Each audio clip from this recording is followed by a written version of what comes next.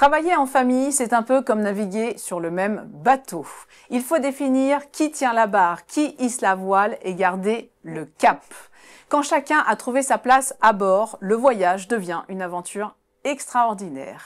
Elles incarnent parfaitement cette situation. Camille et Estelle Derrien, dirigeantes de la Perm RH, nous dévoilent leurs secrets. Elles travaillent ensemble, non pas parce qu'elles sont sœurs, mais parce qu'elles sont complémentaires. Bienvenue dans Le Temps d'un parcours, l'émission qui donne la parole à celles et ceux qui entreprennent avec courage et engagement.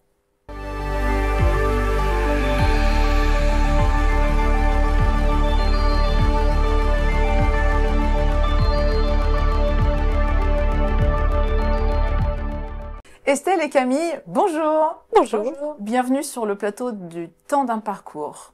Alors, je suis hyper heureuse de vous recevoir aujourd'hui. Et comme je le disais en intro, en fait, vous travaillez ensemble et vous êtes sœurs. Alors, ma première question, évidemment, c'est comment vous avez décidé de travailler ensemble et d'entreprendre ensemble?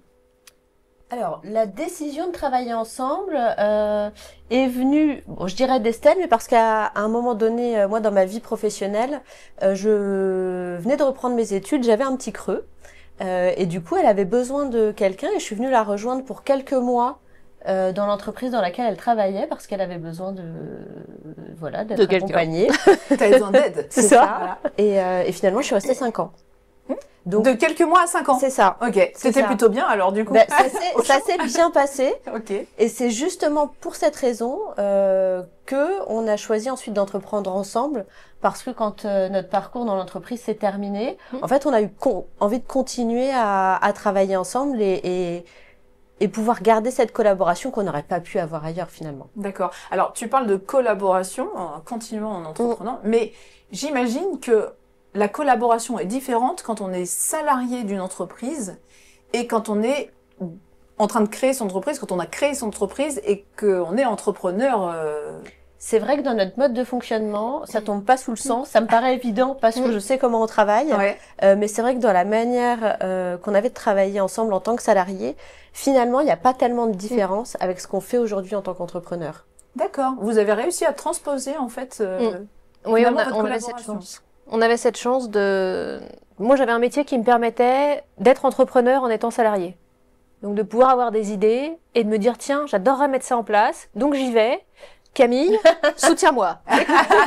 D'accord. Donc, t'étais ensemble intrapreneurs. C'est ça. D'accord. C'est ça. Okay. Sur plein de sujets différents. Et Camille était ce socle technique indispensable à la réalisation de ce que je pouvais avoir envie de mettre en place. Et c'est toujours comme ça qu'on travaille d'ailleurs. Et c'est vrai que le corps rigide de l'entreprise sur la comptabilité, les réglementations, les choses comme ça, c'est Camille. C'est Camille, d'accord. C'est toi la pro du cadre et... C'est ça. Ça va avec ma personnalité. D'accord, ok. Avec tes tendances comportementales. Oui, c'est ça. C'est ça. Ok. Alors, on parle de votre entreprise depuis tout à l'heure, mais au juste, c'est quoi l'activité de votre entreprise? Alors, la Perm RH, comme son nom l'indique peut-être, c'est un cabinet de gestion des ressources humaines. D'accord. Donc, on accompagne de la start-up à la TPE, la PME, dans la gestion de leurs ressources humaines, de différentes manières. Donc on va les accompagner de l'embauche du salarié jusqu'à sa sortie des effectifs, donc toute la vie du salarié, tout ce qui peut se passer, la maladie, le mariage, la formation, etc.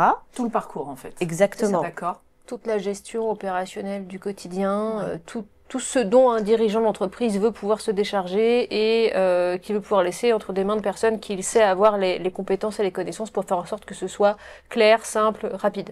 Oui, parce qu'on sait que ça peut être complexe. On sait que ça peut être complexe, chronophage. Ça fait partie des adjectifs qu'on peut avoir dans notre métier. Ouais, et qu'on peut faire des erreurs. Enfin, moi, je suis entrepreneur depuis plus de 20 ans, donc je comprends ce dont vous parlez là. Et on peut faire des erreurs quand on est entrepreneur dans la gestion RH parce que il y a des choses qu'on ne sait pas, qu'on ne connaît pas, et on peut faire des erreurs évidemment sans le vouloir. Oui, et très souvent, plein de bonne volonté.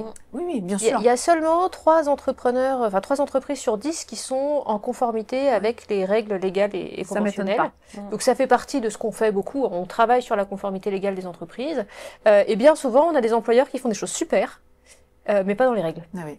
Donc ça veut dire que 7 entreprises sur 10 ont besoin de vous, si je comprends bien. Absolument, absolument. Okay. Si des gens se trouvent dans ce cas, il ne faut pas hésiter à nous appeler. Voilà. Troisième volet de notre activité, c'est vraiment l'aide à la structuration des entreprises. Comment je fais pour accompagner le dirigeant pour aller atteindre ses objectifs avec les différents paliers qu'il a à passer? Comment on construit ce squelette RH qui fait que les salariés savent où ils vont, que le dirigeant sait précisément où il va, que tout le monde gagne du temps, puis que c'est clair pour tout le monde. D'accord, parfait. Je suis sûre qu'il y a plein de personnes qui vont vous appeler après avoir regardé cette émission. Alors, si vous voulez bien, on va revenir sur le fait que vous travaillez en famille, parce que ça, c'est quand même un sujet hyper important. Et ce qui m'a frappé quand on a discuté ensemble avant l'émission, c'est que vous m'avez dit que vous travaillez pas forcément ensemble parce que vous êtes sœurs, mais parce que vous êtes complémentaires. Et en fait, qu'est-ce que vous avez à dire aux entrepreneurs qui nous regardent par rapport à ça et qui, du coup, se posent aussi la question peut-être d'entreprendre en famille? C'est très important de pouvoir poser les bases de la collaboration avant de débuter. Déjà, pour s'assurer que on a envie de la même chose, d'aller dans le même sens, de défendre les mêmes valeurs. On a fait ce travail-là avec Estelle, nous, quand on a pris la décision finalement de se lancer dans ce parcours-là. On s'est dit, OK, on va d'abord réfléchir, prendre ce temps-là pour s'assurer que on va pas dans le mur finalement. Déjà, dès le départ. C'est là qu'on se pose toutes les questions qui fâchent. En termes d'argent, en termes de séparation. Qu'est-ce qui se passe si ça va mal? Comment on part? Dans quelles conditions? On pense toujours à comment ça se passe quand on se développe. Il faut penser quand même à la phase où ça se passe pas bien. Bien sûr. Et puis vraiment ce travail sur quel axe je veux donner, avec quel client je veux travailler, de manière à ce qu'il n'y en ait pas un qui se retrouve laissé sur le côté à un moment donné, et puis que ça occasionne des difficultés dans la gestion de l'entreprise. Et c'est important ce que vous dites, c'est se poser les questions qui fâchent avant de démarrer. C'est effectivement mieux de le faire à ce moment-là plutôt que quand on est fâché. C'est ça, c'est ça. C'est comme les divorces. Ben oui. Et un bon pacte d'associés, même quand on est sœurs, même quand on se connaît depuis 20 ans, même quand on est mari et femme, tout ce qu'on veut, c'est quand même un socle de base qui permet à tout le monde d'avoir les mêmes règles du jeu. Ah ouais, c'est la base, vraiment. Merci pour ce conseil-là, parce que je pense que c'est vraiment précieux et que les personnes qui nous regardent là vont pouvoir avancer grâce à ça. Donc, merci beaucoup. Alors, ce que j'aimerais aussi, c'est qu'on arrive à un petit peu mieux vous connaître. Alors, évidemment, on n'est pas ensemble pendant 10 heures, donc, mais je vous avais proposé d'amener un objet qui vous représente. Et donc, quel est votre objet? On va commencer par toi, Camille. Alors, moi, je suis quelqu'un d'assez organisé, qui aime bien le cadre, et c'est pour ça que c'est moi qui traite plutôt de la partie compta, par exemple. Compta, effectivement, mais aussi conformité légale et réglementaire. Voilà, c'est mon dada. Du coup, j'ai amené ma trousse, qui me sert avec tous mes petits crayons, mes petits feutres, etc. Parce que ça m'aide à m'organiser. Moi, j'ai pour réfléchir besoin de coucher sur le papier souvent mes idées. J'associe une couleur à un client, à un projet, etc. Et ça m'aide en fait à mettre en ordre mes idées et à avancer plus clairement. Je suis quelqu'un d'assez visuel, donc c'est vrai que ça me permet hyper intéressant. D'accord. Et puis c'est joli. Et en plus c'est joli. Bah, ça me donne envie, donc c'est vrai que c'est top, j'adore. Voilà. Merci pour le partage, Camille. Et toi, Estelle, c'est quoi ton objet? Moi, je suis hyper pragmatique, c'est ma montre. C'est ta montre, ok. Et pourquoi ta montre alors? Moi, j'aime bien avoir une visualisation du temps. C'est important de savoir combien de temps on passe avec un client, combien de temps on passe sur un dossier, quel temps je me consacre à moi aussi en tant qu'individu. Il y a l'entreprise, mais il y a aussi tout ce qu'on peut faire à côté. Cette répartition du temps, pour moi, elle est importante. Et ça me permet d'organiser ma journée de manière moins matérielle que Camille, qui, elle, est vraiment dans du visuel opérationnel. Mais c'est assez marquant par rapport à nos personnalités respectives. D'accord. Très représentatif. Très représentatif, oui, c'est ça. Excellent. Ok. Donc, la gestion du temps avec ta montre. L'heure, c'est l'heure. Avant l'heure, c'est pas l'heure. L'heure, c'est plus l'heure. Ok. Si j'arrive en retard, c'est pas normal. Bah, ça n'arrive jamais. Non. Du coup, bah voilà, parce que t'es chronos, quoi. C'est ça. Ok.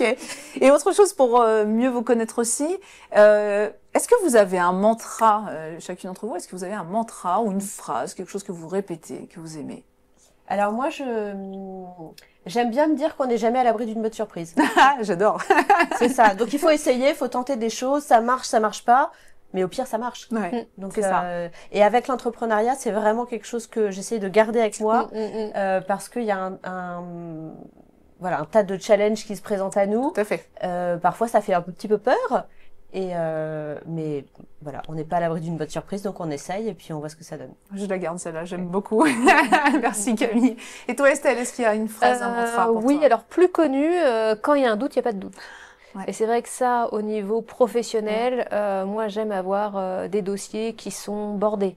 On peut faire preuve d'initiative, essayer des choses, etc. Mais par contre, il faut pouvoir avoir un cadre solide. Et puis notamment pour les entrepreneurs qui ont envie de recruter, si à un moment donné, sur un profil, vous vous dites, je suis pas sûre, Quand il y a un doute, il y a pas de peut-être qu'il doute. faut pas y aller. Ouais. J'avais appris ça, moi, quand j'avais été coachée dans le passé et je faisais beaucoup d'erreurs de recrutement.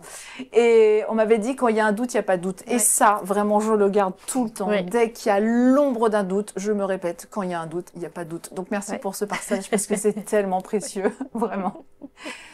Et alors, si les 7 entreprises sur 10 dont on a parlé tout à l'heure veulent vous contacter, comment peuvent-elles le faire? Alors, elles Sur les peuvent réseaux, sur- exactement Ok. nous retrouver sur notre site internet, D'accord. sur LinkedIn. Ok. Donc vous êtes toutes les deux sur LinkedIn. Oui, absolument. D'accord. Ok, donc on peut vous contacter soit sur la page contact du site, Exactement. soit sur vos profils LinkedIn. Nos coordonnées sont partout, Partout. accessibles, partout. On peut vous trouver, C'est sans ça. problème. Oui, oui. Ok, je suis sûre que là, beaucoup d'entrepreneurs vont vous contacter. En tout cas, un grand merci à toutes les deux, Estelle et Camille. Cette discussion a été très riche et très inspirante, donc merci encore. Merci à toi.